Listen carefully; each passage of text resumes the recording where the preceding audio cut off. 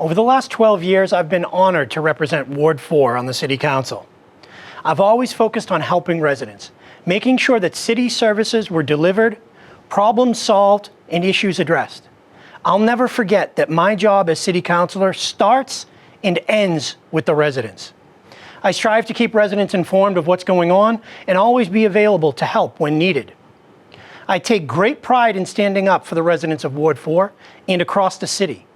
That's what I'm here for. That's what this job is, and I love it. Legislatively, I've introduced ordinances to give Quincy residents a tax break by implementing a resident tax discount, where if you own the home you live in, you get a tax break. As simple as that. I've helped usher through the bond authorization for the new Southwest Middle School, and I'm most proud of Kincaid Park, which has been a transformative project.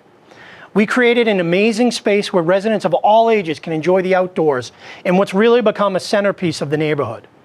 It's a beautiful park, but what you don't see is the massive flood prevention infrastructure that was built under the park to protect the neighborhood from the flooding that had devastated it for decades.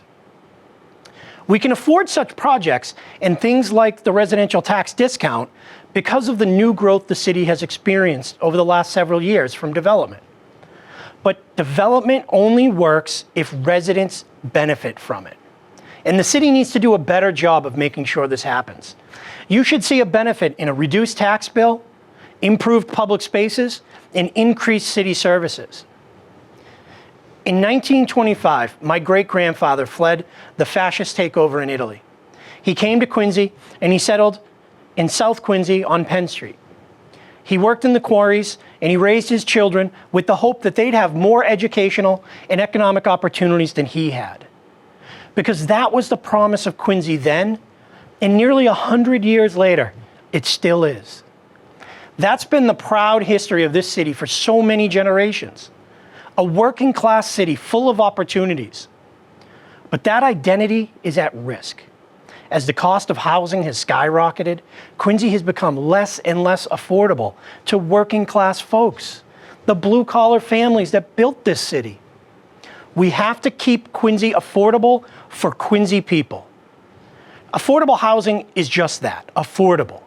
It applies to anyone who is making less than $71,000 per year. Think about it. The people who fit that economic criteria are the backbone of this city. They're teachers and firefighters and waitresses and construction workers. Quincy families who have lived here for generations risk being priced out. Seniors because of increasing taxes, and young people because of the high housing costs. I'll continue my efforts for more affordable housing and tax relief for residents because the future of Quincy is bright. And we must make sure that those families who've defined the city for generations can remain here to enjoy it. My job starts and ends with the residents. I'm your voice at City Hall, and together, we have a lot more to say. I ask for your vote to send me back to City Hall for another term. Thank you.